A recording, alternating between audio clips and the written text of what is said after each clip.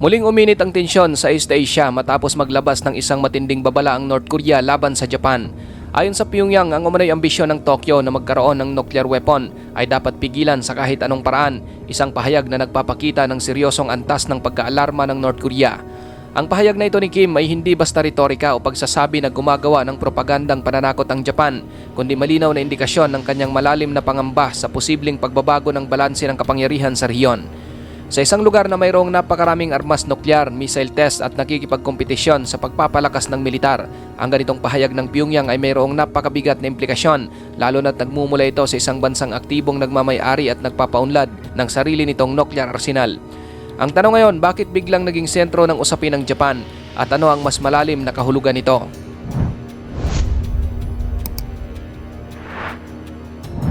Ang matinding reaksyon ng North Korea ay nag-ugat sa isang ulat mula sa Kyodo News kung saan may pinahayag ang isang hindi pinangalanang opisyal mula mismo sa Prime Minister's Office ng Japan. Ayon sa naturang ulat, sinabi umano ng opisyal na dapat magkaroon ng nuclear weapons ang Japan, isang pahayag na agad umani ng kontrobersiya. Dagdag pa niya, sa huli tanging ang sarili lamang natin ang maasahan na nagpapahiwatig ng lumalalim na pagdududa sa pag-asa sa mga kaalyado. Mahalaga ring tandaan na ang naturang opisyal ay iniulat na sangkot sa pagbuo at pagdidesenyo ng security policy ng Japan. Kaya naman para sa Pyongyang, hindi ito maaring ituring na simpleng personal na opinyon o padalos-dalos na salita lamang. Sa halip, ito ay indikasyon ng posibleng pagbabago sa direksyon ng Japanese security policy at sinyalis ng mas agresibong plano sa usapin ng pambansang depensa. Mariing sinabi ng North Korea na ang pahayag ng naturang opisyal ng Japan ay isang malinaw na paglampas sa pulang linya na hindi maaaring baliwalain. Ayon sa isang foreign ministry official ng Pyongyang, ang mga salitang ito ay hayagang naglalantad ng matagal nang itinatagong ambisyon ng Japan na magkaroon ng sariling nuclear weapons. Para sa kanila, hindi ito maituturing na aksidenteng pahayag, maling banggit o padalos-dalos na salita lamang ng isang individual. Sa halip, ito ay malinaw na refleksyon ng isang long-cherished ambisyon ng Tokyo na unti-unti nang lumilitaw sa pampublikong diskurso. Ang ganitong interpretasyon ay nagpapakita kung gaano kasensitibo at mapanganib ang isyu ng nuclear weapons sa rehiyon ng East Asia, lalo na't ang Japan mismo ang nag-iisang bansa sa kasaysayan na direktang nakaranas ng pinsala ng atomic bomb, dahilan kung bakit ang anumang usapin ng nuclear doon ay mayroong mas malalim at emosyonal na bigat. Binigyang diin din ng North Korea na kung sakaling magkaroon ng nuclear weapons ang Japan, hindi lamang umano ito magiging seryosong banta sa East Asia, kundi isang panganib sa buong sangkatauhan. Ayon sa kanilang pahayag, ang ganitong hakbang ay maaring magdala sa Asia sa isang nakakapangilabot na nuclear disaster na may epekto lampas sa regional na hangganan. Dahil dito, nagkaroon ng North Korea ng isang malinaw na estratehikong layunin, ang tuluyang pigilan ng anumang posibilidad na maging nuclear armed state ang Japan. Para kay Kim Jong-un, ang kasalukuyang nuclear balance sa rehiyon ay hindi dapat magbago sa paraang makakabawas sa kanilang impluensya. At kung sakaling may pagbabago man, malinaw na nais nilang sila lamang ang manatiling may hawak ng ganitong uri ng kapangyarihan. Kapansin-pansin din mga kapatid na sa kabila ng matitinding pahayag ng North Korea sa gagawin umanong nuclear program ng Japan, iniiwasan naman ito na banggitin ang kanilang sariling nuclear program. Ito ay sa kabila ng malinaw na katotohanang nagsasagawa sila ng kanilang unang nuclear test noong 2006, isang hakbang na tahasang lumabag sa mga resolusyon at pagbabawal ng United Nations. Ayon sa pagtataya ng mga intelligence agencies, may dose-dosenang nuclear warheads na ang Pyongyang sa kasalukuyan at patuloy pa itong pinapalawak. Sa kabila ng mabibigat na parusa at matinding international na pressure, paulit-ulit nilang iginiit na hindi nila kailanman isusuko ang kanilang nuclear weapons. Para sa kanila, ang mga sandatang ito ang pangunahing panangga laban sa umano'y banta ng Estados Unidos at ng mga kaalyado nito sa rehiyon. Sa puntong ito, malinaw na lumilitaw ang double standard ng North Korea sa usapin ng nuklear. Mahigpit nilang tinututulan ang nuclear ambitions ng iba habang matatag nilang ipinagtatanggol ang sarili nilang nuclear arsenal. Noong September, muling pinagtibay ng North Korea ang matigas at hindi nagbabagong posisyon nito hinggil sa nuclear weapons sa harap ng United Nations. Ayon kay Vice Foreign Minister Kim Son-gyung, ang pagkakaroon ng nuclear weapons ay hindi lamang desisyon ng pamahalaan ng North Korea, kundi bahagi mismo ng batas ng Estado at pambansang pulisiya ng bansa. Ipinunto niya na ito ay isang anyo ng sovereign power at mahalagang karapatan nila upang matiyak ang kanilang pag-iral bilang Estado. Ang ganitong paninindigan ay malinaw na nagsasara ng pinto sa anumang pag-asa ng isang ganap na denuclearization ng North Korea. Ngunit kapansin-pansin na patuloy nilang tinutuligsa at kinukundina ang ideya ng nuclear armament ng Japan na lalong nagpapakita ng kontradiksyon sa kanilang posisyon sa usapin ng nuklear. Ayon naman sa ulat ng Reuters, iginiit ng North Korea na ang ambisyon ng Japan na magkaroon ng nuclear weapons ay dapat ganap na pigilan. Binanggit din ng North Korea na muling pinag-uusapan sa Japan ang kanilang 3 non-nuclear principles, isang patakaran na matagal nang naging pundasyon ng post-war Japanese identity at simbolo ng kanilang pacifist stance. Ngunit sa nagbabagong security environment sa rehiyon, tila may mga sektor sa Tokyo na muling sinusuri ang mga limitasyong ito na maring magbukas ng diskusyon tungkol sa posibleng pagbabago ng polisiya. Para sa Pyongyang, ang ganitong hakbang ay malinaw na senyales ng unti-unting paglayo ng Japan mula sa kanilang traditional na pacifist stance. Ito rin ang dahilan kung bakit labis ang kanilang pagkabahala at pagtutol, sapagkat sa mata ng North Korea, ang pagbabago ng patakarang ito ay direktang banta sa regional na balanse at seguridad. Ikinonekta rin ng North Korea ang usaping ito sa kontrobersyal na naging desisyon ng Amerika na payagan ng South Korea na magtayo ng nuclear-powered submarine.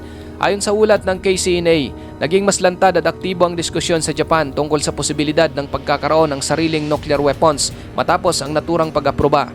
Noong Oktubre, sinabi mismo ni US President Donald Trump na binigyan niya ng go signal ang Seoul para simulan ang proyekto bilang bahagi sa pagpapalakas ng kanilang naval capabilities.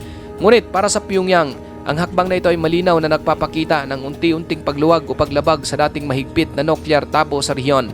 Dahil dito, nag-isip ngayon si Kim Jong-un na nagagawang payagan ng Amerika ang South Korea na magkaroon ng nuclear-powered submarine bilang bahagi ng depensa. Maaari din umanong magkaroon ng parehong karapatan o pribilehiyo ang Japan. Kaya naman matindi ngayon ang pagkabahala ni Kim sa posibleng pagkalat at normalisasyon ng nuclear capabilities sa East Asia. Dito nagsimulang maging mas komplikado at delikado ang sitwasyon sa rehiyon. Bagamat ang Japan ay kasalukuyang walang sariling nuclear weapons, mayroon naman itong napaka-advanced na nuclear technology at isang malaking stockpile ng plutonium na maaaring gamitin bilang basihan sa paggawa ng armas nuklear. Sa technical at siyentipikong pananaw, kayang-kaya ng Japan na bumuo ng nuclear weapons sa maikling panahon kung nanaisin o magkaroon ng political will. Ito rin ang dahilan kung bakit napakasensitibo ng bawat pahayag mula sa mga opisyal ng Tokyo dahil ang simpleng diskusyon o puna lamang tungkol sa nuclear capabilities ay agad na nagdudulot ng alarma sa mga kapitbahay at kalapit na bansa. Kahit walang opisyal o nakaperming pulisiya, ang mga komentong ito ay sapat na upang palakasin ang tensyon at sa mata ng North Korea, ang ganitong posibilidad na maging nuclear arm ang Japan ay isang senaryo na hindi katanggap-tanggap at dapat pigilan sa anumang paraan. Ang reaksyon ng North Korea, mga kapatid, ay hindi lamang direktang tumutukoy sa Japan, kundi mas malawak na usapin ang balanse ng kapangyarihan sa buong East Asia. Ayaw ng North Korea na madagdagan ang bilang ng mga nuclear armed states sa kanilang paligid sapagkat ito ay maaring magbago ng status quo at mabawasan ang kanilang leverage sa rehiyon. Sa kasalukuyan, ang Pyongyang ang may pangunahing nuclear advantage laban sa South Korea at Japan na nagbibigay sa kanila ng paraan upang makaimpluwensya at makapagpanatili ng deterrent strategy. Kung sakaling maging nuclear arm ang Tokyo, agad na mawawala ang strategic advantage na ito at ang parehong regional calculus ay magbabago, kaya't malinaw na ang matinding pagtutol ng North Korea ay may masusing kalkulasyon at batay sa interes ng Estado. Ito ay hindi simpleng moral o prinsipyo lamang, kundi purong stratehikong hakbang upang mapanatili ang kanilang kapangyarihan at impluwensya sa East Asia. Sa kabilang banda, ang Japan ay patuloy na nahaharap sa lumalaking banta mula sa North Korea at China na parehong nagpapataas ng pangamba sa seguridad ng bansa. Ang patuloy na missile test ng Pyongyang, kabilang ang ballistic at nuclear-capable missiles at ang agresibong galaw ng Beijing sa South China Sea at East China Sea ay nagdudulot ng matinding takot at kawalang katiyakan sa publiko ng Japan. Sa ganitong konteksto ng lumalalang tensyon, may mga boses sa loob ng bansa, lalo na mula sa ilang opisyal at eksperto sa seguridad na nagtatanong kung sapat pa ba ang pag-asa sa US nuclear umbrella at sa proteksyon ng kanilang mga kaalyado. Ito rin ang pinanggagalingan ng mga kontrobersyal na pahayag hinggil sa posibleng pagkakaroon ng sariling nuclear weapons ng Japan. Ngunit sa bawat ganitong salita, hindi lamang pambansang epekto, ang bawat pahayag ay may direktang implikasyon sa buong rehiyon at sa mga estratehikong kalkulasyon ng mga kapitbahay nito. Ngayon mga kapatid, ang pinakamalaking panganib sa kasalukuyan ay ang posibilidad ng chain reaction sa usapin ng nuclear armament sa rehiyon. Kapag seryosong pinasok ng Japan ang pagkakaroon ng sariling nuclear weapons, posibleng sumunod ang iba pang mga bansa na may kanya-kanyang dahilan at pangamba sa seguridad. Halimbawa, ang South Korea ay matagal nang may internal debate tungkol sa pagiging nuclear armed state bilang tugon sa lumalakas na banta ng North Korea at sa agresibong impluensya ng China. Ang ganitong senaryo ay maaaring magbukas ng pintuan para sa isang full-scale nuclear arm race sa buong East Asia na lalong magpapataas ng tensyon at panganib. Sa isang rehiyon na may mahabang kasaysayan ng digmaan, territorial disputes at militarisasyon, ang landas na ito ay napakamapanganib. Ang sinabi ng North Korea ay malinaw na babala sa Tokyo. Ngunit sa kabilang banda, bahagi rin sila ng problemang maaring magpatindi sa lumalalang sitwasyon. Mahalagang tandaan na ang mga ganitong pahayag mula sa North Korea ay may double o multi-faceted na layunin na parehong panloob at panlabas. Sa loob ng bansa, pinatitibay nito ang naratibo na sila ay patuloy na biktima ng panlabas na banta na nagbibigay katwiran sa kanilang nuclear program at militarisadong postura. Sa labas naman, sinusubukan nilang impluensyahan at manipulahin ang opinyon ng rehiyon, partikular laban sa Japan, upang ipakita na mayroong panganib sa pag-usad ng Japanese nuclear ambitions. Ang ganitong strategiya ay bahagi ng mas malawak na information at psychological warfare, kung saan ang salita at babala ay ginagamit bilang sandata upang makontrol ang narrative at strategic environment. Sa modernong geopolitics, malinaw na ang mga pahayag ay hindi basta retorika lamang. Ang nuclear rhetoric ay ginagamit upang magtakda ng mga hangganan, magpalakas ng deterrence at ipakita ang limitasyon sa aksyon ng ibang bansa.